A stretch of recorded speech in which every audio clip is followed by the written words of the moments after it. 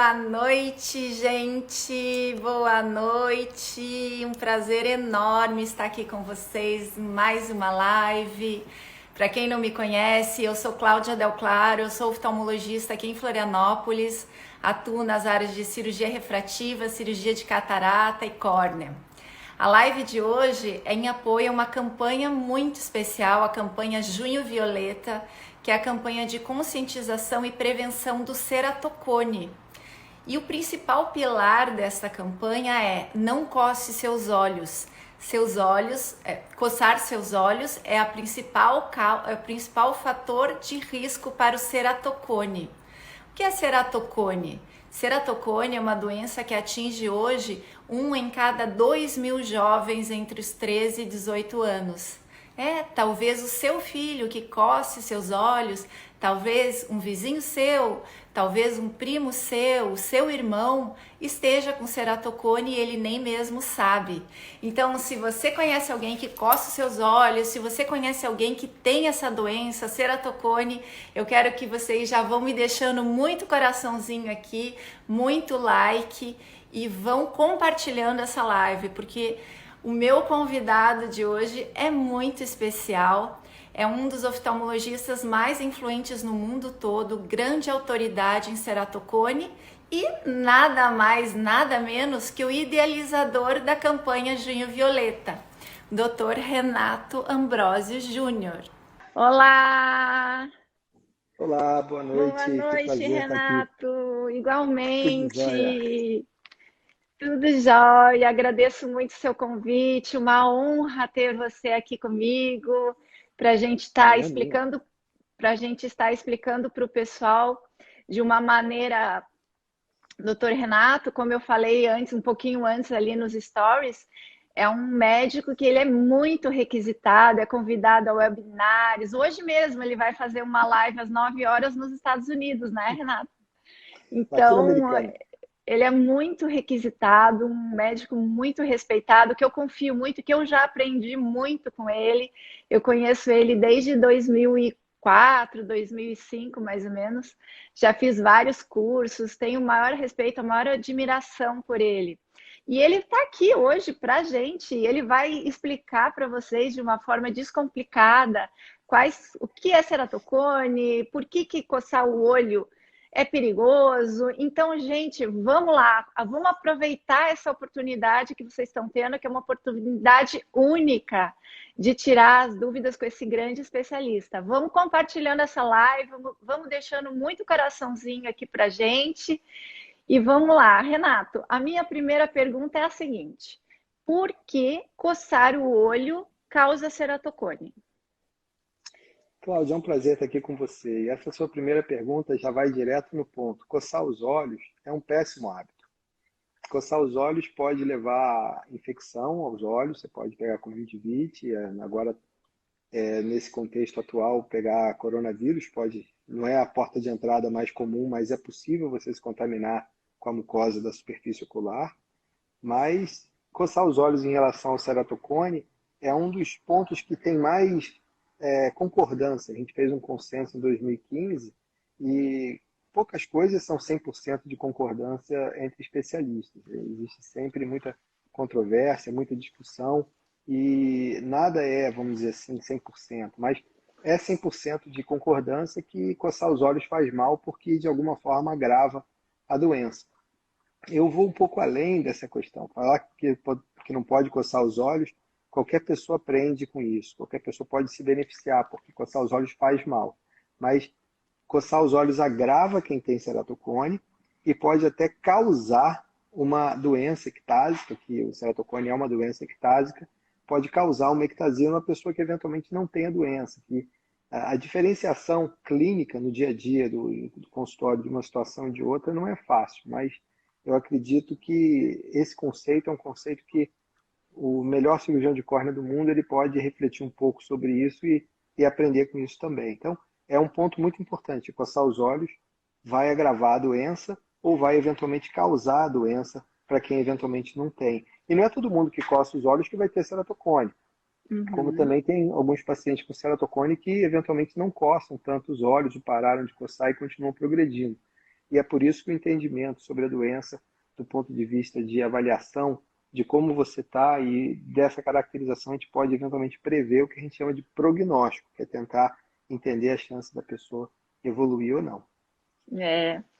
Então, mas é uma coisa, a gente estava comentando sobre essa campanha. Conta um pouco sobre essa campanha Junho Violeta, então, para gente que um dos principais pilares é esse alerta, porque muitas pessoas pensavam, nossa, coçar os olhos não é nada. Eles me falam assim, ai, doutora, coçar os olhos é até bom, eu acho tão gostoso. Quando eu estou cansada, eu gosto de coçar os olhos. Então, as pessoas não tinham, hoje muitos já têm. Até eu fiz uma enquete aqui no meu Instagram hoje, 50% das pessoas coçam, 50% não coçam. Então as pessoas já têm mais essa noção. Mas conta pra gente como isso tudo começou. Claro, eu até colocaria uma observação: 50% admite que coçam os olhos, É, porque no dia a dia é, do consultório, eu já vi isso mais de uma vez. O paciente está com a mão no olho e fala: Mas doutor, eu não coço os olhos. O que você está fazendo agora? Ah, agora eu só estou coçando um pouquinho aqui. Mas já está é, coçando o olho. Não, mas eu não é coço os olhos em casa. e a minha A audiência é minha- viciada, né? A minha audiência é viciada. Eu falei para eles, sejam sinceros, mas é Não, assim. mas também o que que é coçar os olhos? Eu acho até que uma dica importante é, quando for coçar os olhos, aperta a carúncula, que são essas duas bolinhas que tem aqui no cantinho, sabe? Eu falo para o paciente que a vontade de coçar os olhos, principalmente para quem tem alergia, pode realmente ser resolvida com essa manobra, né, de coçar aqui o cantinho e não vai ter o problema de apertar o globo ocular, que é o que Uhum, faz a córnea, vamos dizer assim, perder um pouco da estrutura dela, a estrutura biomecânica, como a gente chama. A córnea pode, vamos dizer assim, fragilizada, progredir a doença. Mas a sim. campanha ela começou com a ideia de orientar as pessoas. A gente começou a perceber em muitos e muitos casos, e a gente vê pelas respostas que eu vi no seu post do Instagram, esses últimos 2 dias, é, que a falta de informação, ou mesmo a desinformação, que é a informação equivocada, que muitas vezes o doutor Google pode oferecer muita informação e deixar as pessoas mais preocupadas do que precisam, mas a falta de informação e a desinformação fazem as pessoas sofrerem até mais do que a própria doença. Então, entender sobre a doença, na minha forma de ver, é o primeiro grande passo para um tratamento, vamos dizer assim, de sucesso. O sucesso do tratamento ele começa com o paciente entendendo sobre a doença para conviver melhor, para tirar os fantasmas, para eventualmente entender o que é importante entender para poder fazer a diferença na qualidade de vida e até na evolução da doença. E depois que entende, você pode começar a tomar decisões mais conscientes. Por que que Uhum. você vai fazer um tratamento ou outro? Qual tipo de reabilitação visual você vai fazer? Por que que uma coisa pode, outra não pode? Por que que uma deve? Eu falo que são 3 verbos que a gente tem que saber conjugar muito bem: pode, precisa e deve. E se você entende sobre o que você está fazendo, você vai poder conjugar esses verbos com um pouco mais de assertividade. É. Mas e aí, por que que foi? Da onde você tirou esse nome, Junho Violeta? Na verdade, o Violeta, no ano que a gente começou a fazer isso, a história do Junho Violeta começou com vários pacientes que eu comecei a ver essa questão da necessidade de informação. Então, uns anos antes, a gente fez um site chamado tudosobceratocone.com.br. Esse site, ele ainda existe, mas é um site que eu diminuí a promoção dele para concentrar as coisas no site do Junho Violeta, que é o violetjune.com.br. E é uma Uhum. campanha que a gente queria orientar sobre o ceratocone de uma forma, vamos dizer assim, mais assertiva, com um pouco mais de, vamos dizer assim, de promoção. E a ideia de fazer em junho foi uma consequência natural, porque maio é o mês do glaucoma, julho já tinha alguma outra coisa que eu nem lembro o que era no ano. Então, a gente, em 2018, resolveu fazer a campanha em junho. E a cor violeta é uma cor que eu sempre gostei da cor violeta. E vamos dizer assim, eu até não teria, na época, a consciência que eu tenho hoje da importância da cor violeta. A cor violeta, o meu amigo João Marcelo Lira, de Alagoas, ele já com um pouco mais de consciência espiritualizada, ele explicou que tem a ver com a transmutação, uma cor muito poderosa, que tem a ver Sim, com Saint Germain, e a gente começa a ver que essas coincidências não são por acaso, né? é Então, entender um verdade. pouco mais. Mas a cor violeta eu escolhi na época porque, além de eu gostar, teve um vídeo japonês no Congresso Americano de Catarata e Refrativa que foi muito bem feito, ganhou vários prêmios, ele foi o grande campeão do Festival de Vídeos, que falava sobre a violeta como uma luz heróica que consegue ajudar a evitar a progressão da miopia.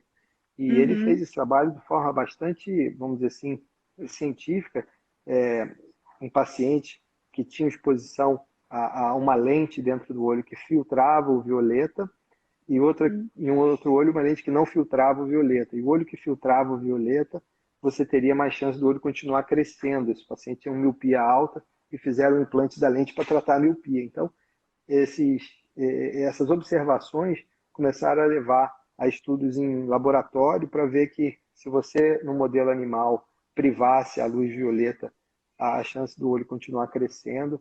Em algumas pessoas com susceptibilidade genética, alguns animais com susceptibilidade. A genética tem a ver com isso, é sempre uma combinação entre genética e meio ambiente, e aí você Uhum. tinha miopia progressiva.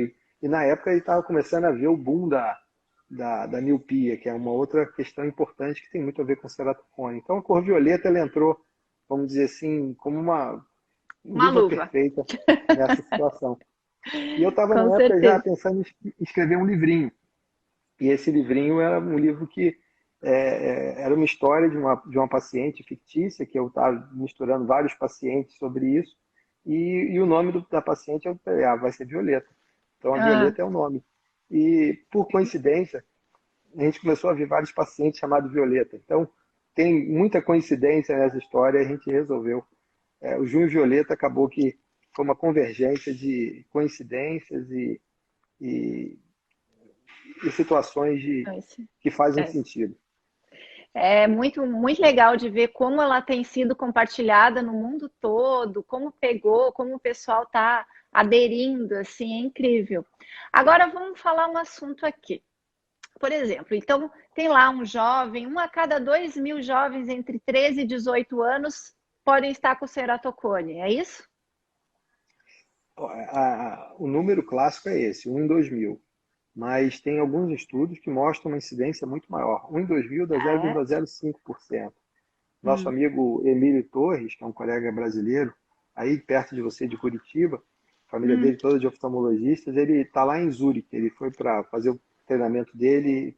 Certamente é um talento que o Brasil talvez não vai ver tão cedo de volta. Mas o Emílio ele fez um trabalho muito bem feito com o grupo do Rafese, que eles conseguiram instalar um tomógrafo de córnea numa clínica de pediatria em Riad, na Arábia Saudita, e essa clínica de pediatria não tinha nada a ver com oftalmologia. Eles começaram a fazer o exame em crianças aleatoriamente, sem ter história de doença. E nenhuma dessas crianças tinha história, vamos dizer assim, de um passado oftalmológico, de alguma cirurgia, algum tratamento oftalmológico. E Aham. 5%, 4,7% das crianças tinham alterações na tomografia consistentes com o diagnóstico de ceratocone. Então, e Meu esse Deus. estudo foi muito bem feito. Eles pegaram os exames do Pentacan e dois examinadores diferentes fizeram a avaliação e chega a 5%. E tem vários outros estudos em outras áreas do mundo que têm uma incidência maior. Eu acredito que a incidência de ceratocone clínico deve ser em torno de 1,5%, 2%. Mas Hum. é importante a gente entender que, sendo uma incidência alta assim, a gente tem um dever de orientar esses pacientes e, eventualmente, se tem uma medida que é relativamente simples da gente ensinar para as pessoas para diminuir a morbidade, diminuir a morbidade é o quão mal que essa doença faz para o paciente e para a população de forma geral, a gente tem o dever de orientar. E muita gente fala, a campanha é só falar que não pode coçar os olhos? Não, absolutamente. Não coçar os olhos é uma informação fundamental que eu acho que todo mundo tem que saber. Eu até falo que para as professoras da escola da minha filha que tem que ensinar que coçar o olho é feio que nem botar a mão no nariz. Você ensina Sim, para a criança educação. Coçar o olho é feio e faz mal. Mas sim. muita gente não faz isso porque coçar o olho dá uma sensação até, como você bem falou, que é uma sensação, vamos dizer assim, de um certo alívio, de um certo prazer, entendeu? Até uma Uhum. autoestimulação. Isso tem que ser orientado que faz mal. É. E eu sempre gosto de frisar para os pais, para eles prestarem atenção nas crianças, porque é uma coisa que a pessoa pega um hábito também, né? Aí ela tá, ela tem alergia quando criança, tá, um processo alérgico, começou a coçar os olhos, e aí segue coçando os olhos, depois vira uma mania, vê essa coisa, ai, tô com sono, aperto o meu olho. Eu conheci um amigo que ele fazia bastante lives, trabalha bastante na internet, ele assim, para se concentrar, para ele começar a live, ele metia a mão no olho, assim, de uma maneira, eu falei, meu Deus do céu, o que que é isso? Então, tem muitas pessoas que desenvolvem alguns hábitos, assim, de apertar o olho por um costume, que eles acham que não, que nada vai acontecer, né? Eu achei Quando, interessante. Oi, quando você pode falar. coça os olhos, você tem uma reação sistêmica, né? Você faz uma manobra vagal e tem uma Uhum. bradicardia, então é mais fácil você entrar em alfa, você se concentrar, Se você. concentrar, se acalmar, Exatamente. né? Pois é. Olha só, era nesse ponto aqui que eu queria chegar. Então tá, alguém perguntou aqui o que que uma criança começa, uma criança, um jovem. Então, digamos que o pessoal tá lá em casa, então aí eles estão ouvindo a gente, aí eles estão pensando: "Nossa, meu filho coça muito meu olho. Coça o olho. Será que ele está com ceratocone? Quais seriam os primeiros sintomas, uma suspeita para os pais levarem seus filhos ao oftalmologista? O que que ele pode estar apresentando no início?" A visão ficar distorcida, a pessoa, um grau aparecer e o grau aumentar. São sinais importantes. Uma pergunta que muita gente me faz, quando é que está indicado fazer um exame da córnea, um exame de topografia ou de tomografia, e quando esse exame, vamos dizer assim, deve ser, vamos dizer assim, levado para um exame mais complexo. Eu acho que se existe história na família, por exemplo, de ceratocone, eu acho que vale a pena você fazer a topografia ou, se puder, a tomografia em todos os pacientes. E Uhum. se o paciente é jovem e aparece o grau pela primeira vez, se esse grau, vamos dizer assim, está bem regular, a topografia talvez não seja tão necessária, mas tem um trabalho aqui do grupo aqui no Rio, né, do grupo de associados do Molina, que ele mostrou que pelo menos 40% dos pacientes que têm astigmatismo alto têm alguma irregularidade na topografia. Então, isso já justifica você falar que os pacientes têm um astigmatismo de 1,25 ou mais, você fazer uma topografia. Então, o paciente que tem a distorção, a visão está começando a ter distorção, já está um diagnóstico até relativamente tardio. O ideal é você detectar antes que o problema fique, vamos dizer assim, nessa magnitude. Eu costumo falar que quando o paciente vê que a visão está ruim, ele percebe que a visão está ruim, que já piorou muito. E a gente tem Exatamente. tecnologia para o diagnóstico que a gente chama precoce. E esse Uhum. diagnóstico precoce também tem que ser balanceado, porque você começa a querer entender o diagnóstico precoce e você tem que entender que o diagnóstico precoce não quer dizer que você precisa de um tratamento, no caso do ceratocone, um tratamento antes de. Você tem que dosar o custo-benefício, o risco-benefício de qualquer tratamento, principalmente se você vai fazer alguma cirurgia. Sim, sim, lógico.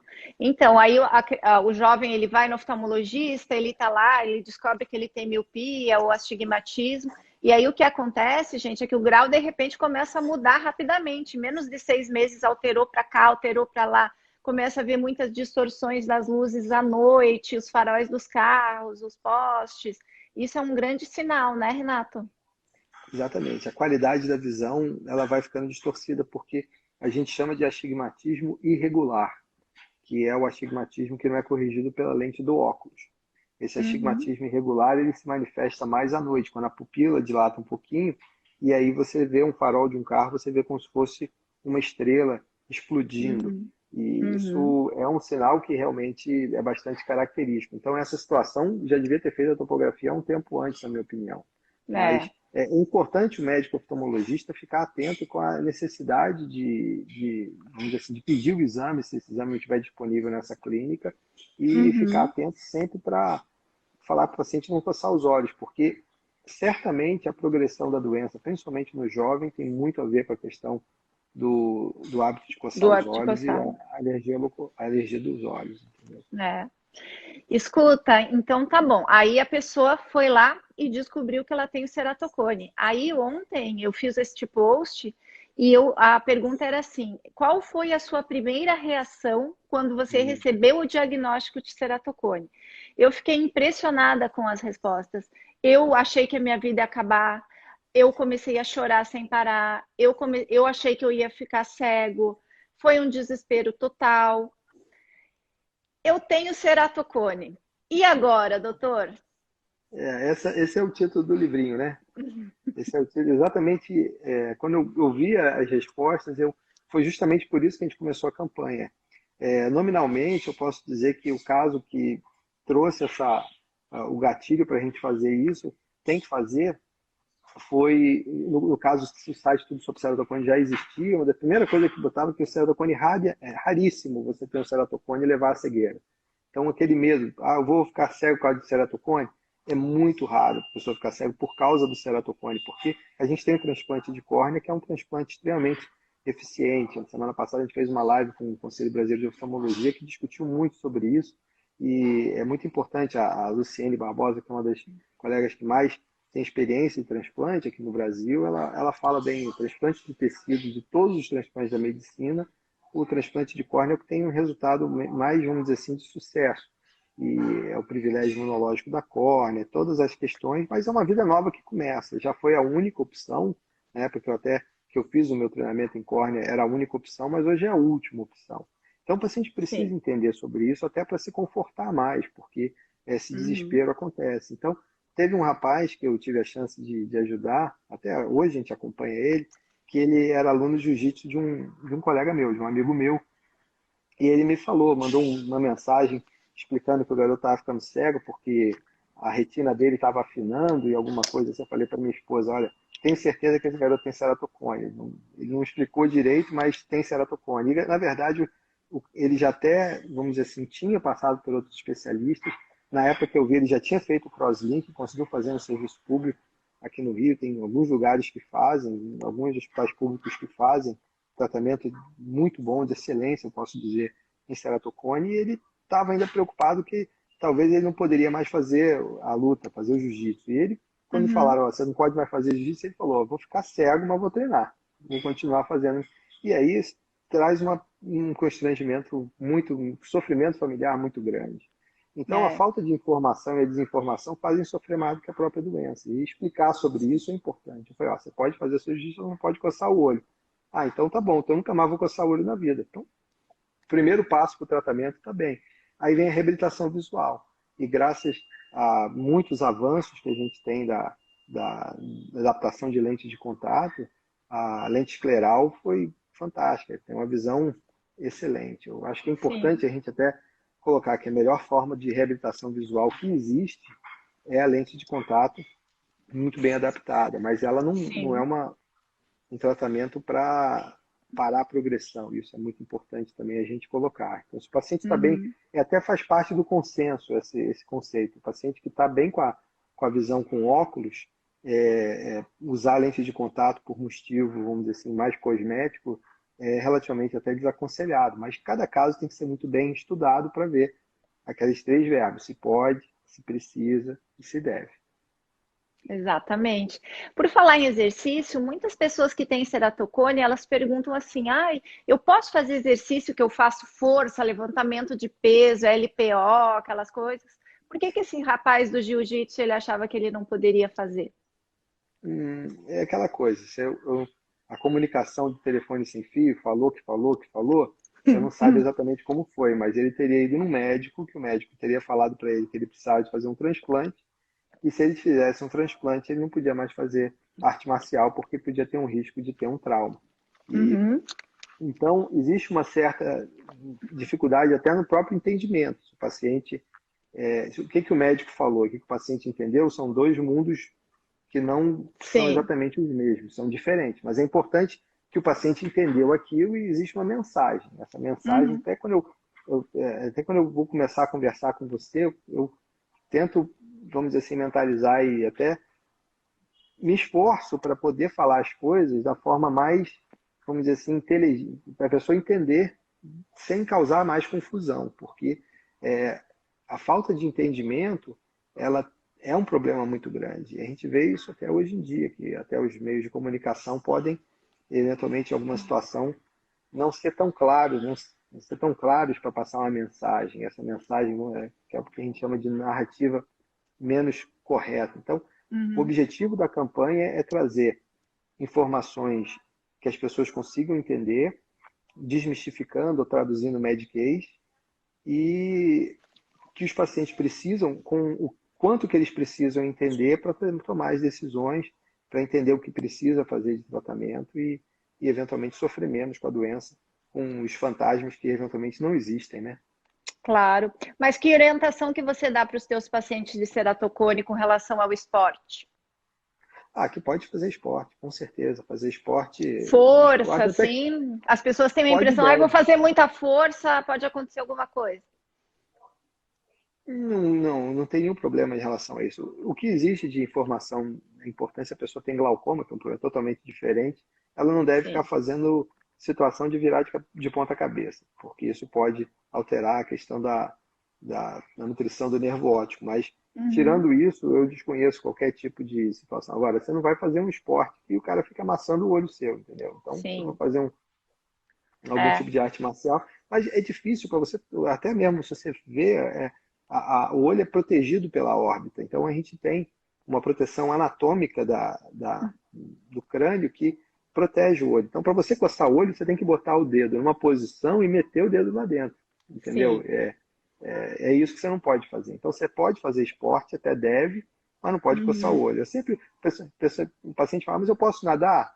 Pode. O problema de nadar é que a natação pode estar associada ao aumento de irritação ocular por causa do cloro da piscina. Então, às vezes você orienta para ir para uma piscina que não seja com tratamento do cloro, aquela piscina salinizada, que pode ser menos irritante. E sempre que puder, pinga o lubrificante antes de sair e o lubrificante depois que sai da piscina. E Uhum. trata a alergia sempre da melhor forma possível. É. Olha só, eu achei bacana a gente frisar que eu acho que isso aqui o pessoal não compreendeu muito bem a dúvida das óticas Del Rey.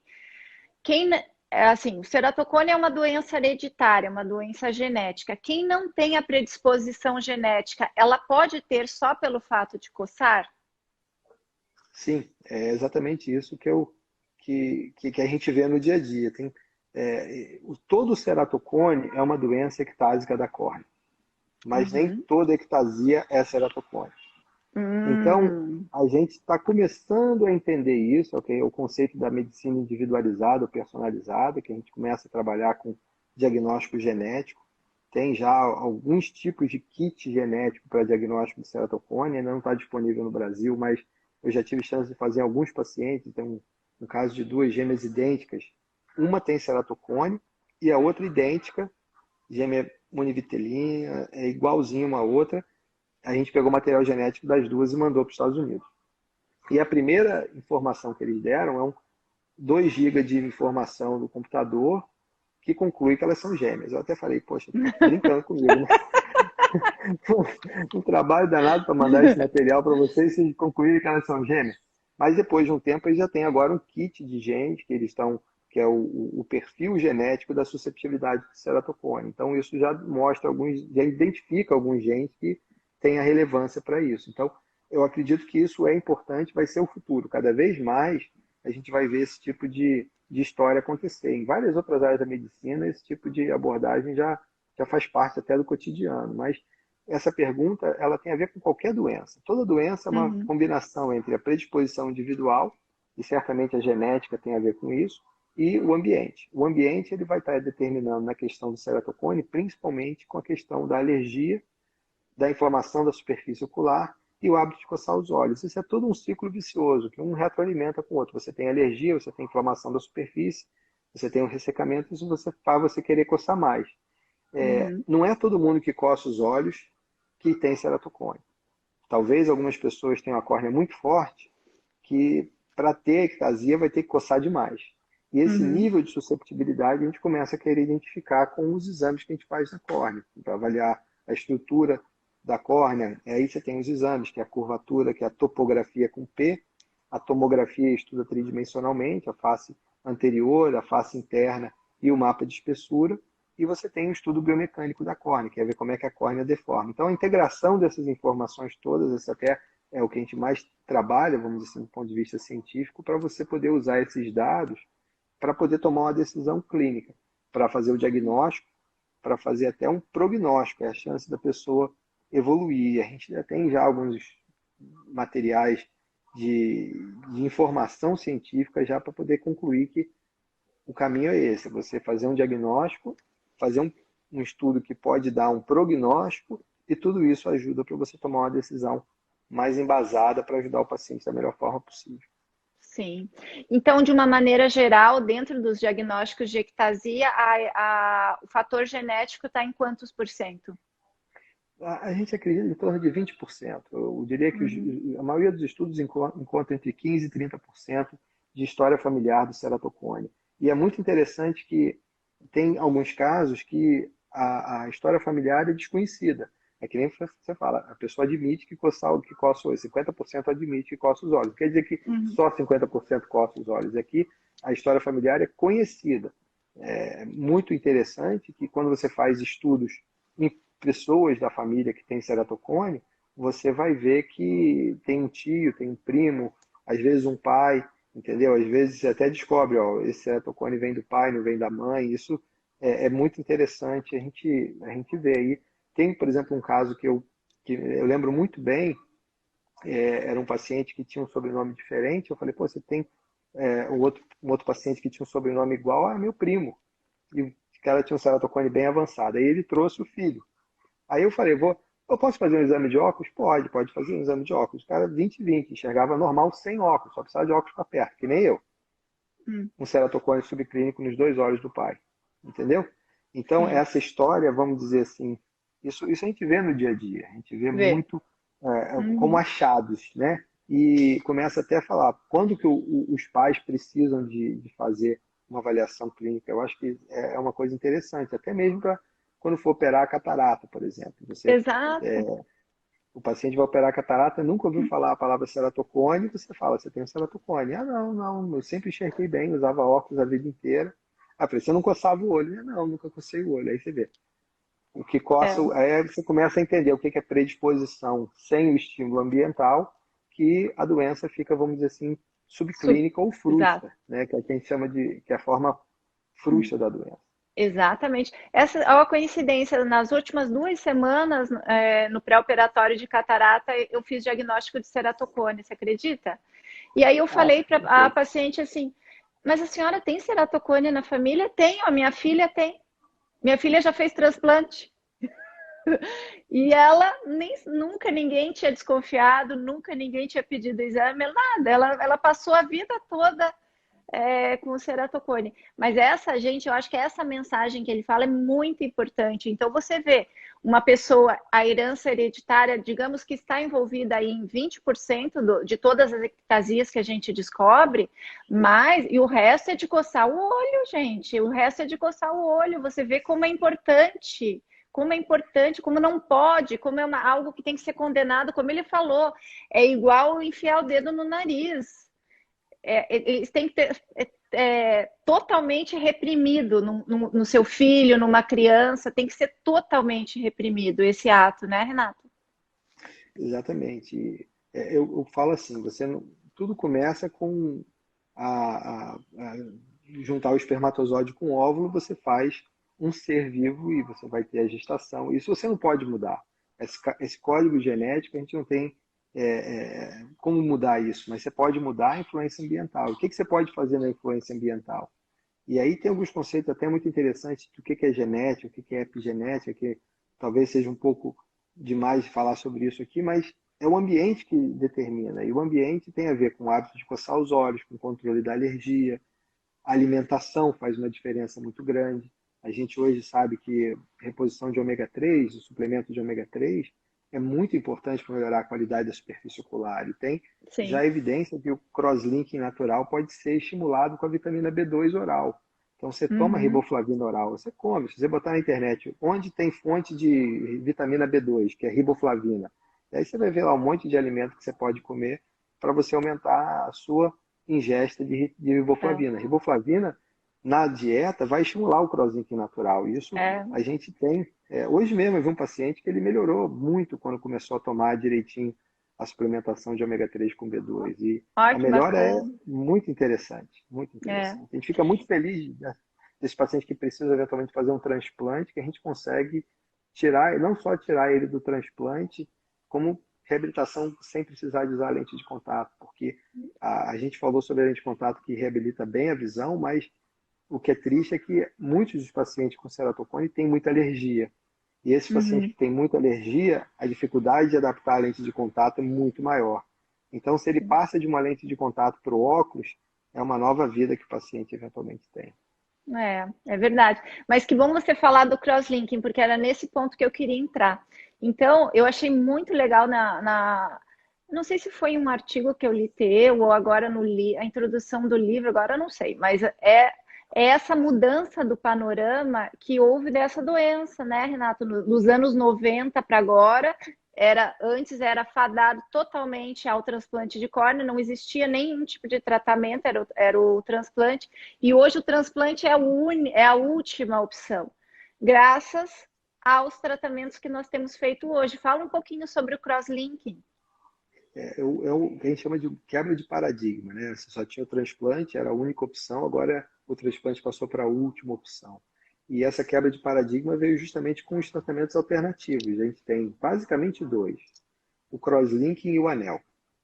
E existe um grupo de colegas que fazem ceratocone como especialidade. Até a gente começou a falar que ceratocone é uma nova subespecialidade da oftalmologia, ou super especialidade, que se encontra no Congresso Europeu, e há uns 10 anos eu já participo dessa reunião.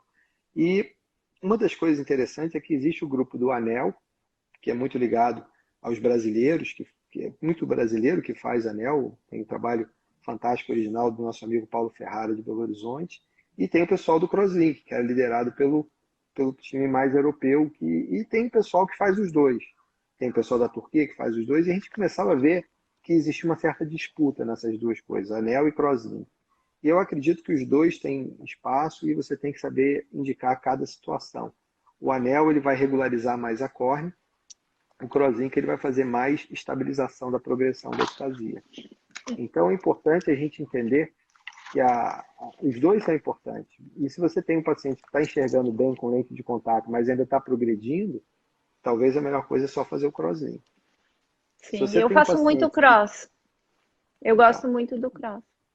Então, o crosslink ele é uma excelente cirurgia, mas também tem que indicar do ponto de vista, quando é que você precisa, tem que fazer logo. Mas se não precisa, não deve. É por isso que eu falo da quebra de paradigma e dos paradoxos, porque teve agora até no Jornal de Catarata e Refrativa um caso que foi muito bem comentado. Eu tive a chance de colocar um dos comentários, que o paciente fez o crosslinking e ficou com uma cicatriz, e essa cicatriz levou a uma perda de visão. Só que ele tem uma perda de visão, se você falar assim, um paciente com ceratocone está com 20, 25, que é 80% da visão, fala, não está tão ruim assim. Mas se o outro olho enxerga sem óculos 20, 15, ou seja, uma visão melhor do que 100%, essa visão com esse astigmatismo, ela dificulta a comparação. Então, você vai examinar o outro olho, você vê que não tem ceratocone. Então, provavelmente fizeram uma cirurgia, eu não tenho os dados do antes da cirurgia. E não gosto de ficar criticando, mas a gente vê muito paciente de segunda opinião, tem muito cuidado de avaliar o paciente de segunda opinião, porque não existe certo e errado. O que existe foi bem justificado ou foi menos bem justificado. Então, até no meu comentário eu coloquei que o crosslinking é um trabalho de uma vida de pesquisadores, né? Começou lá em Dresden com o grupo do Theo Seiler, e depois que ele foi para Zurich, um grupo que ele levou essa tecnologia, todo esse pioneirismo, merece o prêmio Nobel. É uma opinião que eu tenho, que outras pessoas já se falou muito sobre isso. Mas, enquanto o crosslinking é um procedimento que merece o prêmio Nobel pelo desenvolvimento dele, é uma cirurgia que você tem que indicar quando precisa. E eu até costumo falar que existe uma grande diferença entre o remédio e o veneno. Isso é uma questão filosófica. E é muito bom você trabalhar na universidade como professor, porque você acaba aprendendo bastante. E eu sempre pergunto isso para os residentes, e eles responderam assim, a diferença é fácil, é a dose. Tá certo, eu quero mais duas diferenças. E eles vão chegando com diferença. A dose é fácil, você pega uma dose muito grande, está além do aceito, você vai ter uma toxicidade. Mas o tempo, quando você está dando. A mesma coisa, por exemplo, você pega uma ampola de insulina para uma pessoa que tomou, para o mesmo paciente, tomou muita, uma ampola de glicose, uma pessoa que tomou muita insulina, ela está com a glicose baixa. Essa ampola de glicose hipertônica vai fazer ele acordar. Agora, aquele mesmo paciente, se ele não tomou muita insulina, ele está com a glicose alta, aquela ampola de glicose hipertônica pode fazer ele literalmente entrar em coma. Então, quando você vai dar, é uma diferença grande, que a mesma dose da mesma substância pode ser remédio e veneno em duas situações clínicas diferentes. E Lógico. a via de administração também é interessante. E aí, quando eu falo sobre isso, eu começo a falar do Crozinc natural, que é o Crozinc. O que é o Crozinc? É uma reação fotoquímica, ou seja, que você tem luz para estimular uma reação química no tecido da córnea, no tecido que está mais fraco. Então, se você tem uma córnea que está mais, vamos dizer assim, flexível, está com a biomecânica alterada, você vai estimular a reação covalente dentro do tecido para ficar mais forte. É isso que o Sim. crosslinking faz. Como é que acontece isso? Você precisa de oxigênio, você precisa da vitamina B2, que é a riboflavina, e você precisa da luz ultravioleta para estimular isso daí, para fazer essa reação fotoquímica. Uhum. Então, se você pensa, o Brasil não falta sol. Qualquer lugar do Brasil, de norte a sul, você tem sol. Oxigênio, esse planeta ainda tem bastante. Então só falta o quê? Botar riboflavina na dieta, entendeu?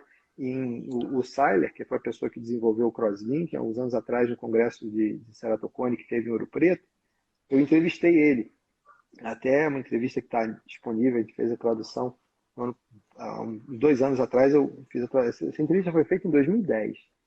E ele falou que nessa parte da entrevista a gente não gravou. Foi uma grande pena, porque ele explicou que os pilotos da Força Aérea Alemã começou a se detectar que tinha muito ceratocone nesses pilotos depois que eles estavam já numa fase de treinamento. Então gastava-se muito investimento na Força Aérea para esses jovens entrarem para fazer o treinamento e depois eles tinham de sair. E eles começaram a ver que todo piloto tem que comer muita riboflavina, tem uma dieta, e tem que ficar pelo menos um mês de férias no lugar de sol. E eles acabaram com o problema do ceratocone entre os cadetes que estavam no treinamento para a Força Aérea. Então, isso foi o primeiro, vamos dizer assim, dado anedótico que foi muito bem observado. Depois, um colega americano da Universidade de Missouri, ele fez um trabalho usando riboflavina via oral em crianças e viu que o resultado é bom. Então, eu acho que estimular a nutrição adequada sempre vai ser uma coisa boa. A gente é o que a gente come, né? Então, não Sim. coçar o olho, ter uma alimentação boa, você eventualmente vai ter uma chance de diminuir o problema do ceratocone nas pessoas. E nesses estudos, a exposição ao sol era com óculos ou sem óculos? Vamos dizer assim, você não é para olhar para o sol, é só você ficar na rua. É só você ficar na rua, porque, na verdade, a radiação ela vem pelo reflexo, entendeu? Você Sim, não, você não, você não tem uma necessidade de ficar olhando para o sol. Isso até é completamente desaconselhado. Você tem a sim. história do cara da cegueira durante o eclipse, que a pessoa fica olhando para o sol e a mácula, literalmente, que é a parte mais nobre da retina, vai sofrer. Então, Uhum, ficar em exposição ao sol é você ficar em ambiente externo, entendeu? uhum. Entre 10 da manhã e 5 da tarde. Incrível. Olha só, tem tanta pergunta, Renato, meu Deus do céu. Mas vamos fazer umas perguntas aqui, ó, que eu acho que foram bem interessantes, que as pessoas me perguntam muito. Com relação à gravidez, quais os cuidados que uma paciente com ceratocone que engravida deveria ter?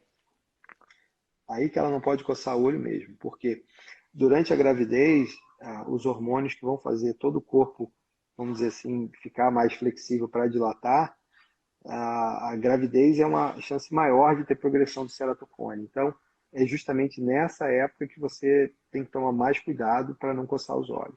E não é toda grávida que progride, mas a gente vê algumas coisas interessantes, porque normalmente o ceratocone progride até os 30, 35 anos. E algumas gravidez mais tardias, vamos dizer assim, principalmente quando faz algum tratamento, onde você tem mais exposição hormonal, você tem mais chance de progredir. E são esses casos que você tem que orientar mais para não coçar os olhos. Isso é muito, muito importante. Sim. Talvez não coçar os olhos nessa população de grávidas com ceratocone ou predisposição são os pacientes que mais precisam tomar cuidado. Mas o que é interessante é que eu já vi o ceratocone progredir durante a gravidez e é claro que nessa época, vamos dizer assim, eu não recomendo fazer nenhuma cirurgia, a não ser que realmente precise. E depois a coisa regride um pouco. Isso eu já vi acontecer mais de uma vez, porque a questão hormonal tem tudo a ver. Então, a gente até começa a pensar que talvez alguns tratamentos possam ser, vamos dizer assim, derivados desse tipo de observação, com o entendimento do que fez piorar, para você entendendo o que Sim. você poderia fazer de forma reversa com tratamento a É, nível hormonal. às vezes algumas mulheres confundem, elas acham que é o tipo, eu vou fazer a força no parto normal, vai aumentar o meu Não, ceratocone. não, Pela, não, não. pela ação hormonal no corpo. E E me, o hábito de coçar os olhos. lógico. E me diga uma coisa, e a relação dos, às vezes as jovens, adolescentes se preocupam com o uso do anticoncepcional via oral. Não tem uma relação assim muito estabelecida, não. Já se estudou algum tipo de tentar ver se algum tipo de hormônio vai fazer mais ou menos progressão, mas não conseguimos chegar a nenhuma conclusão. Um trabalho que a gente fez com um grupo português, foi quando começou a ver o estudo biomecânico da clínica, a gente seguiu algumas pacientes voluntárias da Universidade do Minho, a gente seguiu durante o ciclo menstrual todo, de forma bem cuidadosa. Então, eles fizeram exame ginecológico em várias fases do ciclo menstrual, para a gente documentar bem qual fase hormonal que estava, e viu uma mudança do ciclo em relação à curvatura da córnea e biomecânica da córnea. São coisas muito sutis, mas foi em alguma forma significante. Então, existe um ciclo que pode fazer, vamos dizer assim, um sentido de, eventualmente, você entender que naquela época do mês você não pode coçar o olho de jeito nenhum. Então, talvez, mas fala para não coçar o olho, que independente se você tem predisposição ou não, independente do ciclo hormonal, não coça o olho é sempre uma boa ideia. Exato. Olha só, eu achei legal essa pergunta aqui do Percy. O que é um ceratocone subclínico? E aí você já poderia falar que muitos também têm muita dúvida, me perguntam muito com relação. Eu tenho ceratocone só em um olho, eu posso ter? Existe isso? Como é que é? O ceratocone não é uma doença bilateral? Olha, esse é um dos temas que eu mais gosto de falar sobre, porque tem tudo a ver com o trabalho que a gente faz. Então, doença subclínico quer dizer que você não tem manifestações clínicas. Então, você pode ter a doença, essa doença vai ser eventualmente confirmada por métodos de diagnóstico bem estabelecidos, mas você não tem as manifestações clínicas. E o ponto tem um trabalho feito, uma revisão sistemática de artigos publicados sobre o que seria subclínico e o que é frusto, com esses dois termos na literatura inglesa. Isso foi publicado ano passado, e a variabilidade é muito grande. Mas tudo gira em torno de alguns aspectos. O subclínico é que não tem manifestação clínica. Eu prefiro falar de subsintomático. Subclínico, se você faz uma topografia e vê aquela topografia vermelha ali, aquilo é um sinal clínico. Mas o subsintomático é que o paciente não sente. O que é sintoma? Sintoma é o que o paciente experimenta e conta para o médico. Então, o subsintomático é quando o paciente tem a visão boa. Que nem Eu essa falo que paciente minha lá da catarata, né? Ela tinha um tem a ceratocone, visão. claro, mas ela não sentia nada. Era um paciente subclínico. E esse paciente subclínico, subsintomático, eles são os casos que a gente mais precisa estudar de forma mais profunda possível para a gente poder desenvolver a tecnologia de diagnóstico, para você poder, eventualmente, desenvolver um diagnóstico mais precoce, mais sensível para detectar a doença antes da doença evoluir. O que é interessante é que existe um conceito do frusto. Frusto é um termo que hoje não é tão muito comum na medicina, mas frusto é uma condição abortada do desenvolvimento da doença que pode evoluir ou não para a forma plena, que seria a doença com manifestação clínica. E é frustrante querer definir frusto, porque eu tentei fazer isso em dois consensos, um pan-americano e um global, e a gente não chegou a consenso nenhum. Eu até, vamos dizer assim, quando você faz um consenso entre especialistas, a ideia você chama os especialistas que têm conhecimento notório saber sobre aquele tema, e vamos chegar o que você pensa, vamos ver o que a gente pensa igual, que é o que a gente chama de consenso. Só que eu estava trabalhando, que eu não estava só fazendo a organização do consenso, eu comecei a tentar argumentar para tentar convencer as pessoas que a ideia delas estava diferente. E não é isso, o consenso não é isso. Na verdade, o consenso é você já ter um estabelecido conhecimento que é em comum acordo. E, na verdade, não tem consenso, não existe consenso. E a gente tem uma contribuição original que o que seria a forma frustra da doença é justamente ver a predisposição, a susceptibilidade. E para isso você tem que ir além nos exames que a gente faz, que é o exame da estrutura da córnea, que a gente estuda a biomecânica da córnea para poder avaliar de forma mais sensível. Mas o paciente com doença subclínica, ele precisa de fazer o diagnóstico e acompanhar justamente porque a gente tem capacidade de ver essa progressão eventual da doença antes dessa doença ser sintomática, dele piorar a visão. A piora da visão, esse desconforto de qualidade de visão, a mudança do astigmatismo, a perda de qualidade e quantidade de visão, são manifestações mais, eventualmente, tardias. Isso aconteceu, a gente já aconteceu tarde demais. A gente quer, eventualmente, antes de acontecer. Então, talvez o grande paradoxo também é o que é antes, o que é cedo demais, né? E aí volta para aquela história do Crosslink ser indicado muito cedo e ele começar a oferecer mais risco do que eventual benefício. Porque eu não vejo sentido você fazer uma cirurgia para parar de piorar um problema, quando essa cirurgia pode fazer o problema piorar com mais chance do que estabelecer. Então, essa balança tem que ser muito bem, vamos dizer assim, julgada. E eu falo também isso muitos pacientes. É importante entender, porque fazer o crosslinking está certo e não fazer o crosslinking também está certo. E eu vou te dizer, é um se jogo você de fizer xadrez. não é um jogo de entender. É um jogo de entender. E tudo que você faz pode estar certo e pode estar errado também, dependendo de como você está justificando. E justificar você tem conhecimento, você ter consciência para você poder tomar a decisão. E aqueles 3 verbozinhos volta para eles. Pode, precisa e deve. O paciente tem que entender muito bem. Olha, eu achei muito boa a pergunta da Visótica.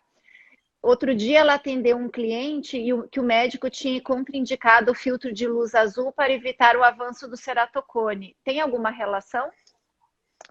Olha, é muito interessante essa colocação. Na verdade, eu gostaria de ter essa resposta, mas quando a gente viu chegar essa coisa da luz azul ficou na moda, vamos falar sobre a luz azul, envelhece e tal.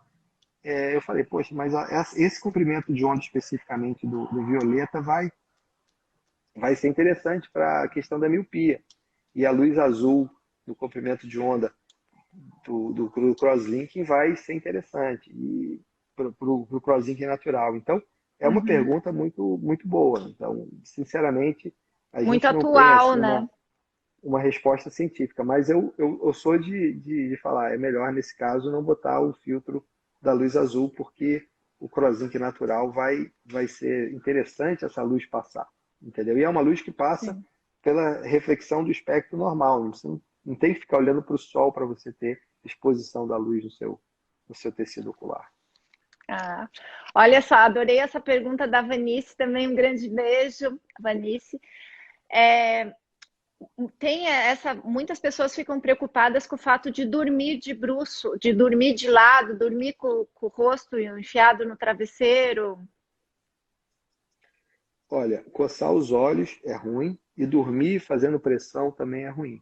Quanto o travesseiro é muito macio, então não tem tanto problema de você ficar de bruço. O problema é quando você dorme de bruço e dorme em cima da mão. Principalmente a pessoa que está sobrepeso, vira assim de lado e faz isso para você poder respirar melhor e botar o olho e botar a mão nos olhos é realmente um problema. Até um tema interessante falar de sobrepeso e ceratocone, tem já algumas evidências que apontam para em criança que é um fator de risco. A criança sobrepeso e ter mais chance de ter ceratocone. Tem um estudo que mostrou isso lá de Israel, que é um estudo que me deixou bastante intrigado e é uma das coisas que eu tenho vontade de tentar achar alguma associação. Que bacana.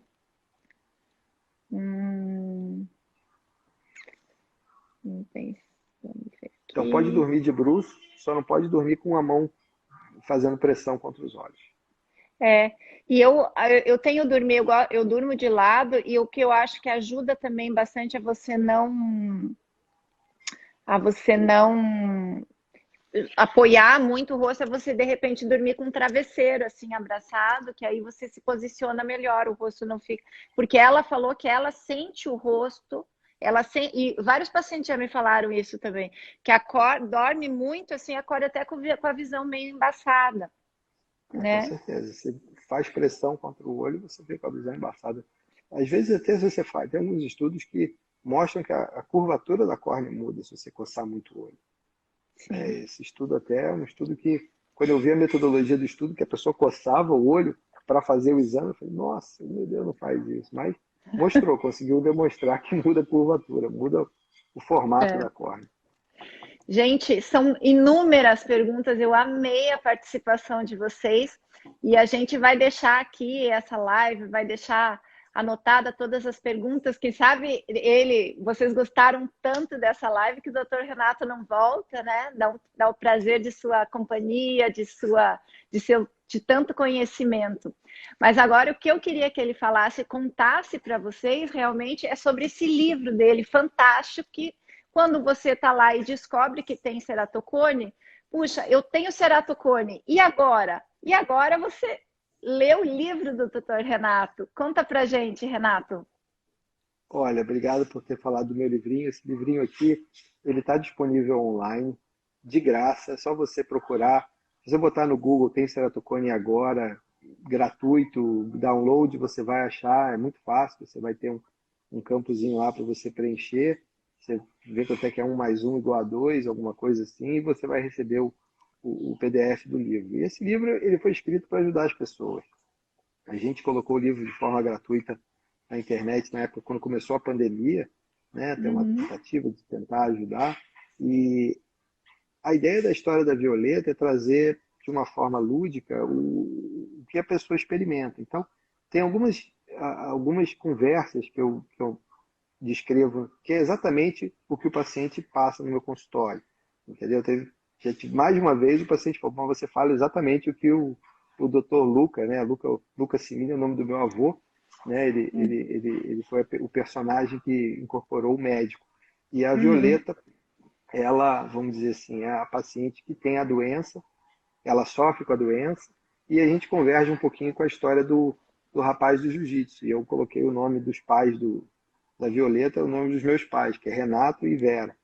E os outros nomes vão aparecendo também, tem a ver com a minha família. Mas a história é uma historinha que ela vai ter continuação, né? Eu já estou trabalhando no segundo, no número 2, que é já um pouco, a Violeta um pouquinho mais madura, já passando pela pandemia e passando por várias outras coisas oculares, para tentar explicar sobre, desmistificar o Medicaid. Então, a ideia é muito difícil a gente, às vezes, falar sobre um tema técnico, quando a gente tem algum conhecimento técnico, para as pessoas que não são médicas. E então, na hora de escrever as conversas e a narrativa da Violeta, eu tinha que me policiar o tempo todo de estar escrevendo de uma forma que quem está escrevendo é uma criança, uma jovem, uma adolescente.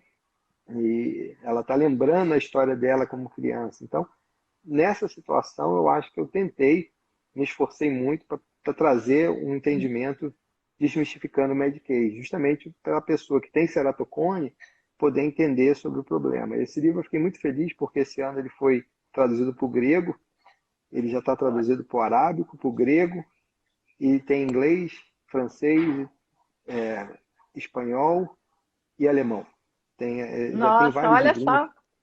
Então é muito bom, eu fico muito feliz com isso e dá um sentido bem bacana de significância, de estar podendo ajudar as pessoas do mundo inteiro sobre isso. E realmente, ceratocone é uma doença muito comum no mundo todo. E qualquer lugar que você vai, o cara fala assim, aqui na minha região tem muito ceratocone. Todo mundo fala isso. É, Então, é muito comum. Ceratocone cada vez quase que uma nova questão pandêmica até tem a ver com a miopia e tem a ver com o hábito de coçar os olhos, com alergia, com ambientes que as pessoas estão vivendo com menos exposição ao sol, fica mais tempo em casa, mais tela, mais tudo. sim. Eu vou deixar aqui nos meus stories o link do teu e-book e vou deixar também, quando eu publicar no canal do YouTube, eu vou deixar aqui na descrição desse vídeo para vocês entrarem. Boa. Muito Renato, legal. deixa uma mensagem final agora com relação à nossa campanha Junho Violeta, com relação ao ceratocone. Que mensagem você deixa? Olha, eu convido todos os oftalmologistas que estão assistindo, que vão assistir essa conversa, que é uma campanha da oftalmologia brasileira, uma campanha que não é uma campanha de um médico, é uma campanha que todos devem considerar aderir para poder ajudar os pacientes. Nosso amigo Walter Nozé fala que devia estar no receituário, não coce os olhos, proibido coçar os olhos, devia ser uma mensagem universal para qualquer oftalmologista colocar para qualquer paciente de qualquer subespecialidade. A ideia é ajudar as pessoas. Então, eu fico muito feliz de estar aqui nesse canal da Cláudia. Parabéns pelo seu canal, parabéns por todo o seu trabalho de divulgação. Eu já acompanho você há bastante tempo. Você realmente tem um canal muito bem trabalhado, você tem um capricho e uma dedicação que você está de parabéns para poder ajudar as pessoas. O nosso trabalho como médico tem aquela máxima que a gente cura às vezes, conforta sempre.